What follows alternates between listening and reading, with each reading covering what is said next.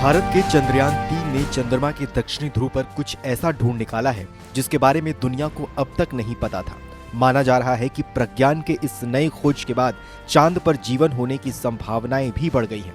वैज्ञानिक मान रहे हैं कि जैसे जैसे रोवर प्रज्ञान आगे बढ़ रहा है, चांद से जुड़े बड़े अनसुलझे रहस्य अब सुलझने लगे हैं। रोवर प्रज्ञान को रिसर्च के दौरान सबसे बड़ी कामयाबी के रूप में ये पता चला है कि चांद के दक्षिण ध्रुव पर ऑक्सीजन मौजूद है। इसके अलावा प्रज्ञान रोवर ने चांद की सतह पर sulphur, aluminium, calcium, iron, chromium, titanium, manganese, silicon का भी पता लगाया है। इसरो के द्वारा दी गई जानकारी के अनुसार प्रज्ञान रोवर अब चांद की सतह पर हाइड्रोजन का भी पता लगाने की कोशिश कर रहा है।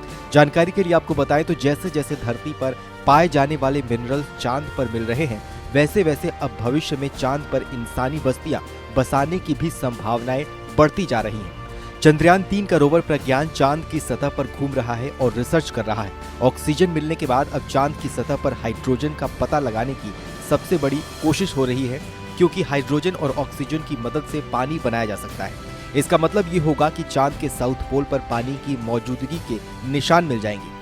जानकारी के लिए आपको बताएं तो हाल ही में चंद्रयान-3 के रोवर प्रज्ञान ने चांद की सतह और सतह के भीतर का तापमान पता लगाया था, जिसमें ये बात निकलकर सामने आई थी कि चांद की सतह और सतह के भीतर के तापमान में बड़ा अंतर है।